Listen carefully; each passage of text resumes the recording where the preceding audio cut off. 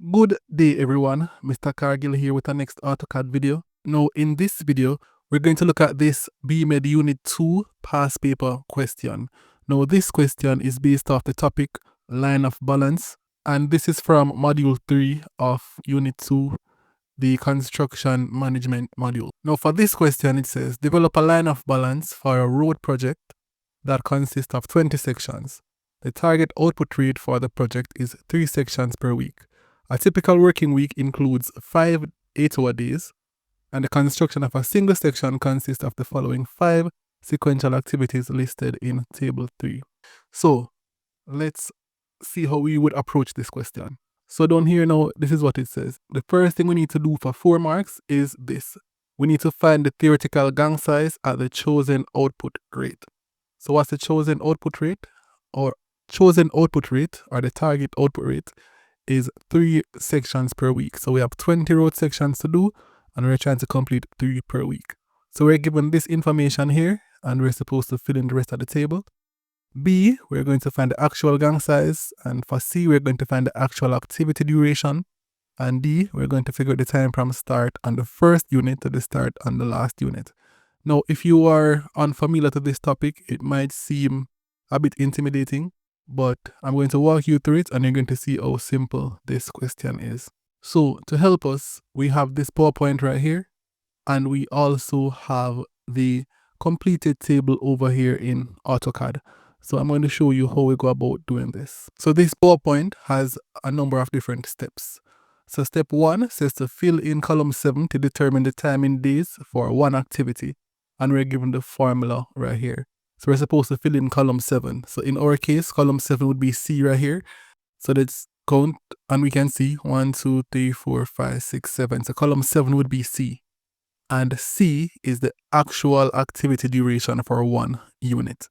All right, it is the same right here that says the time in days for one unit. It's the same thing. I could have used back this same terminology on the PowerPoint, but I used a different terminology because it might change from time to time on different questions, and I don't want you to see a different terminology and get confused. So the formula says labor hours per operation over the optimum number of operatives per activity times the length of the working day. And that sounds like a lot, but I'm going to break it down and show you what this is saying. Now, for us to complete this, the labor hours per operation is the same thing as man hours per unit. So this is how many hours it's going to take to complete a unit. So in the case of activity A, it's 110 hours, activity B, 320, and so on. Activity C should actually be 365. So let me fix that. All the other information is correct though. All right, so let's start with this now. So for the first one, the man hours per unit, which is the same thing as the labor hours per operation, is 110. So we'll have 110 as our numerator. For the denominator, it says the optimum number of operatives, which is the same thing as man per gang. And we're going to times that by the length of the working day. Now the length of the working day is 8 hours, and in our case, the man per gang for this is 3. So we'll have 110, and then we're going to divide 110 by 3 times 8. And I can do that calculation here in AutoCAD, just so you can visualize it. So this would be 3 times 8, which is the length of the working day. And this is going to be equal to 24. So in our case, we're going to have 110. Remember where that 110 came from? That 110 came from the man hours per unit for activity A, which is 110. So we're going to divide that now by 24. That equals to 4.58. So we're filling out column 7, remember? So right here, we're going to put 4.58. So that's where that 4.58 comes from. Next, we're going to have activity B. And for activity B, the man hours per unit is 320 and the man per gang is 8. Remember, the man per gang is the same thing as the optimum number of operatives per activity. So for our denominator, this would be 8 times the length of the working day. That doesn't change, it remains the same. So that would be 8 times 8, which is the length of the working day. That's 64.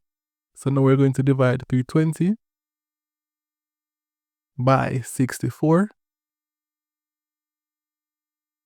And that equals 5. So in column 7, which you see right here, for activity B, we were going to put 5. So that's where that 5 comes from. So by now you can get to understand the process, but let's just do one more. Let's do C. So for C, up here we have 365, and then the man hours per gang is 9. So we're going to do 9 times 8, that equals 72. So if we divide our 365, we get 5.069, which would be basically 5.07. So that's step 1. So you do the same thing for D and the same thing for E. Now the next step here, step 2, it says to fill in column 4 to determine the theoretical gang size. Now you might wonder why we're moving from column 7 to column 4. Why are we not going in a more uniform order? This is just the way this process works, but just trust me, you'll see how it turns out. So for step 2, it says to fill in column 4 to determine the theoretical gang size. So what the theoretical gang size means is this. So this is right here, the theoretical gang size. This is how many people you would need to meet your targets in theory. And it's theoretical because we're talking about people here, and we have decimals or fractions, and we can't have a fraction of a person in reality. So we find the theoretical gang size, then we use that to find the actual gang size, and the actual gang size has to be round numbers. Okay, but let's work out the theoretical gang size first. So for that, it says labor hours per operation times target rate. So our target rate from the question is that we're trying to complete 3 road sections per week. So that's our target rate, 3. And then we're going to divide that by the number of days per week times the length of the working day. So we're going to be working for 5 days per week and 8 hours per day. So 5 times 8 is going to be 40. So for step 2, the denominator doesn't change. The denominator will always be 40. So let's work this out and see now. So for activity A, let's start with activity A. The labor hours per operation, or the man hours per unit for activity A is 110. We're going to times 110 by 3. And we're going to end up with 330. And I can just show you right here. So that would be 110 times 3. So that's 330. And we're going to divide that by the denominator, which is 40. So when you divide that now by 40, we get 8.25. So we're putting in column 4. Right here, the theoretical gang size. So that's where this 8.25 comes from. Let's do one more. So we'll do A, B, C, D, and E. But I think we get the idea, but I'll do a couple more. Let's do B right here. So for B now, the labor hours per operation, or the man hours per unit, is 320. So that will be 320. We're going to times that by 3. That's 960. We'll divide that by the denominator, which would be the 5 days per week times the 8 hours per day. So that's 40. So when we divide that by 40, we end up with 24. So that's where the 24 comes from. All right. Next, we have C, D, and E. But you get the idea. All right. So let's just do one more. Let's do C. So for C right here, it's the same thing. So labor hours per operation is 365. So this will be 365. Times 3. Remember, the 3 right here is our target rate. We're trying to complete 3 road sections per week. So that's where the 3 comes from. So we're going to times this now, the 365. We're going to times that by 3. That equals 1,095. We're going to divide that by 40 because we're working 40 hours per week. So that's 27.375. That can be rounded up to 27.38. And you repeat the same step for activity D and activity E. Now, with that now, we would have worked out the theoretical gang size. And looking back at our question, we can see that the first thing that the question asked us for was to work out the theoretical gang size. So we have that. Next thing we have to work out is the actual gang size. So let's work out the actual gang size right here now. So step 3 says fill in column 5 to determine the actual gang size. And the formula for this is to round the theoretical gang size up to a multiple of column 3. So this is the actual gang size here that we have. So it says to round the theoretical gang size up to a multiple of column 3. So this is column 3, man per gang. So to get the actual gang size, we're going to round this up by a multiple of 3. In this case, we have 9. Why do we have 9? Because the theoretical gang size, which is saying this is how many people we would need in theory to achieve our targets. But you can't have 0.25 of a person. So we need round numbers. So in this case, we're going to round this up. It says to a multiple of column 3. So this is 3. So 3 times 3 is 9. So round it up to 9. Why did we not use 6? Because we need 8.25 people in theory. And if we only had 6, then we probably wouldn't be able to achieve our targets.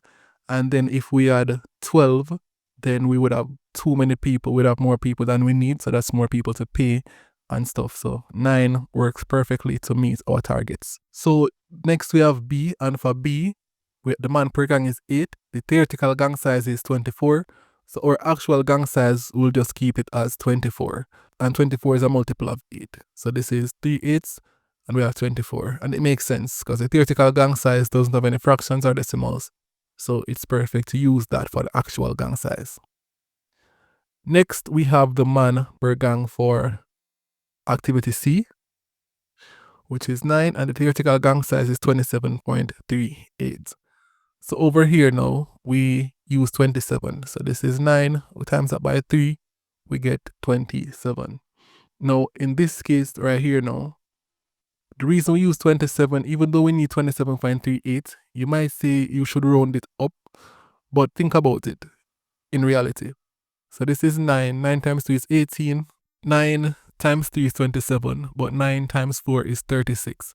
So think about this. In theory, we only need 27.38 people to complete the job. So if we were to employ 36 people, we would be employing way more people than we need.